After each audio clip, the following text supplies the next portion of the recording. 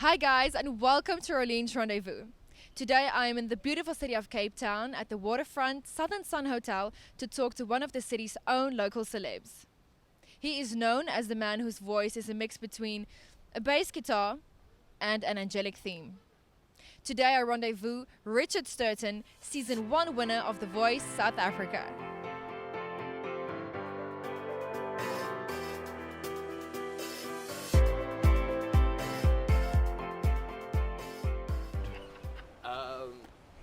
I didn't have any. Did you bring your Speedo? Yeah, I don't know. Did I? We could bring But no speedo. man. We could wear mankinis and goggles. No. Vests, bro. No speedo, but you brought a goggles. Yeah. Richard, can you please tell the viewers where you grew up and when you realized that you really thoroughly enjoyed music? I grew up in Rendezvous in Cape Town. Born and bred, Rendezvous Boys Prep School, high school, and I'm still there now. And I think the first time I sort of fell in love with music properly was probably the first time I performed on stage on my own. It was 5 years ago when I was 17. Wow. And yeah, I just loved, because I was quite shy growing up, and I don't know, for some reason having just me on stage and being able to sing to people, I absolutely loved it, and I sort of fell in love with it from there. But then, after that I went back into the rugby and didn't put as much time into it, but I always knew in the back of my mind that, I absolutely loved it and I would want to do it one day. So yeah. You mentioned on a recent interview on 947 that you performed after the 2 weeks after the show more than you ever have in your entire life. How did you manage for your soul to stay caught up with your body? I think the thing is, for me, is if you're in the mindset, you mean like with regards to the performance and stuff? Yes, because of the hectic schedule and stuff. I think it's just to remember what you're singing about. And often there's so much going on. The performances are the breath of fresh air. I was going to a gig the other day, and I said to my girlfriend, I was like, I really need this gig. Like, it's weird. When do you go? Like, if you're an accountant, do you go to work? Hell, I need to do these accounts. I'm craving this ledger account. Like, that's the thing. So, I think just remembering the message of the songs, and every time I perform, trying to deliver that message, I think that helps a lot. Now, on the show, you had the privilege to work with Kahn. What was the most profound thing that you learned from him? That less is more. I think the biggest thing, especially in a show context, and then also now after the show, in a competition, you obviously try and show everything you can do. There was one performance where I let out this random scream that should never have been there, and I learned from that. I thought it would have been cool, but after watching it back, it didn't work. But you kind of learn that often there's more power in holding back, and he did teach that to me, and he said sometimes, just hold back a bit and don't oversell your things, and use sprinklings of textures that people enjoy, as opposed to overdoing it. Like, if you have ice cream every day, you're going to get over it, but if you have it once a week, it's quite nice. It's like a treat. On Facebook, you recently had a jam session with new talent auditioning for The Voice Season 2. Yeah. What advice would you give potential talent going on the show? I think, take what you can from every single step of the way, because a lot of people go into these shows and they're like, oh no, this is going to define my music career. If I had that mindset, I would have given up after I tried to enter Idols in 2013 and didn't make it onto the TV rounds. It's that kind of, you've just got to take from every experience what you can and add it to you as a human being and then grow from it, And also with regards to the auditions, it's obviously a very stressful process. So it's just your song selection. I mean, I chose Skinny Love just because I'd done it like a million times. At Stardust, the restaurant I used to work at, I used to do it every night for like a year. Wow. And it's just something that the message meant, again, back to the message. I believed in the song, and I was very, very comfortable with it. So at the end of the day, under those high-pressure situations, you want to be able to basically do it in your sleep. Would you say there is a scoop you can give us for Orleans Rendezvous that the public doesn't yet know on you as Richard Stirton? A scoop? I don't know. I have a minor cereal addiction. Okay, that's interesting. Yes, yeah. Like a couple of weeks ago, after the rugby, we lost to New Zealand. That wasn't pleasant at all. So I'd rushed off to the spa and bought like 3 boxes of Cocoa Bob Crunches and just started showering because it made me feel good. Because it was what I used to eat as a lighty. But I love that stuff. I don't know if that's a scoop. That counts. Yeah, cool. Now let's talk about Middle Ground that released on the 7th of October. Yeah. New album available on iTunes. How would you describe your album?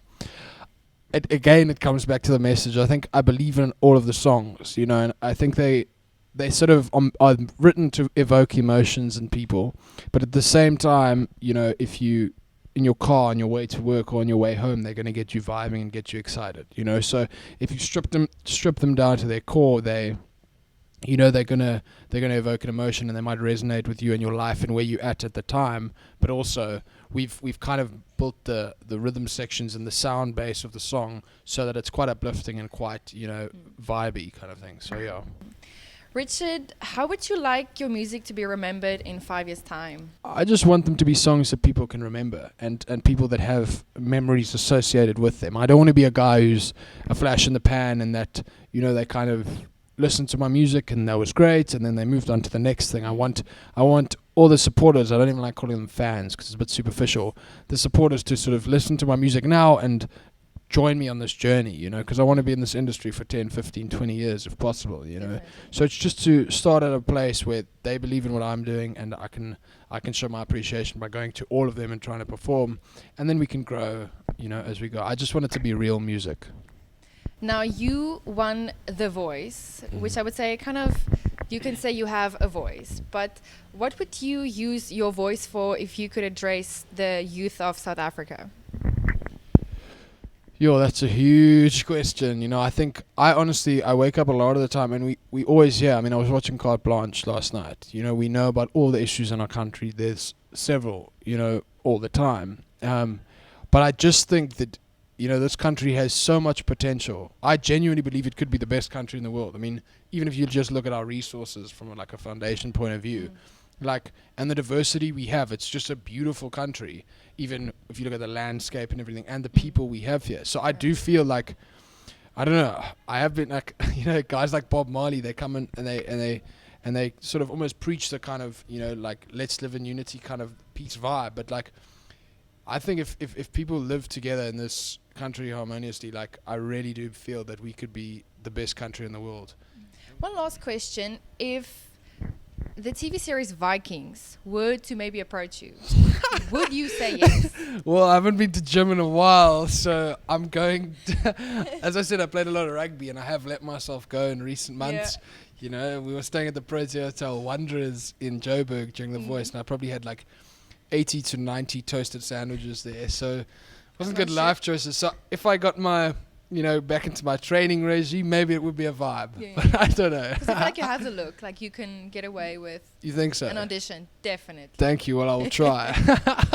Well, Richard, thank you so much. Thank you for having me. Guys, please stay tuned for a surprise performance for Richard Stirton.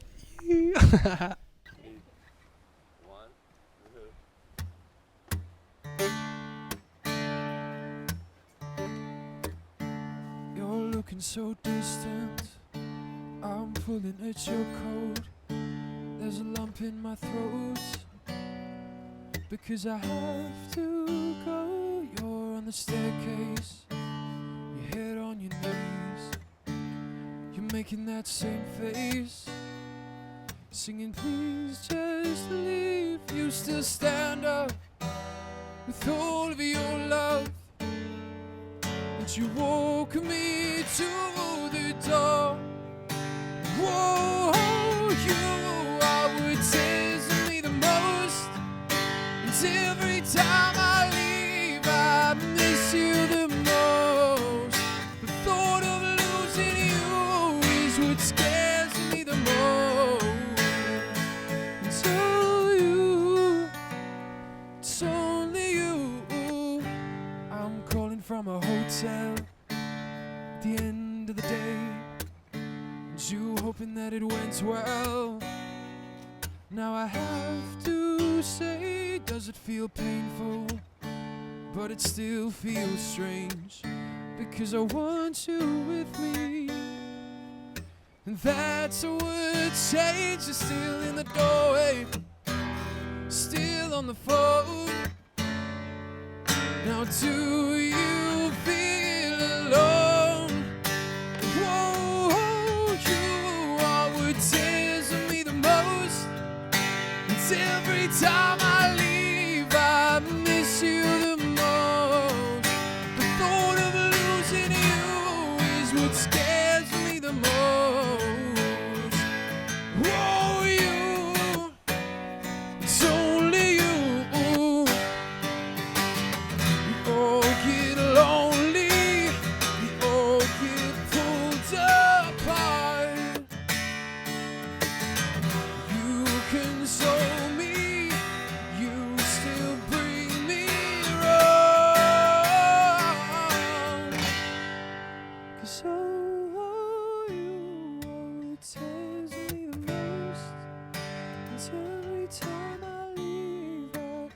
miss you the most.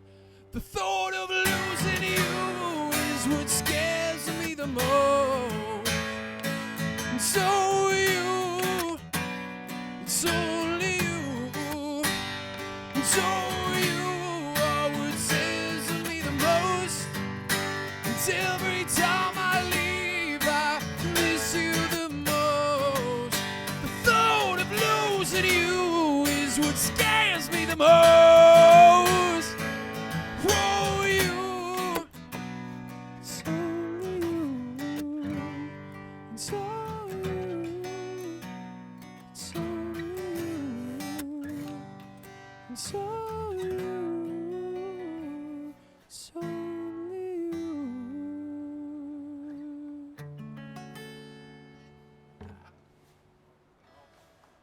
Guys, there you have it from Richard. What a guy. Be sure to download his latest album, Middle Ground, now available on iTunes. I would like to especially thank Southern Sun Waterfront Hotel for their hospitality, Burley Boys Media for their professionalism, and Cape Town for the beauty that she is. While you guys are wondering which video to watch next, be sure to subscribe to my channel right here. Then, thank you guys for watching. See you on the next one. Your head on your knees, you're making that same face, singing please just leave. You still stand up with all of your love that you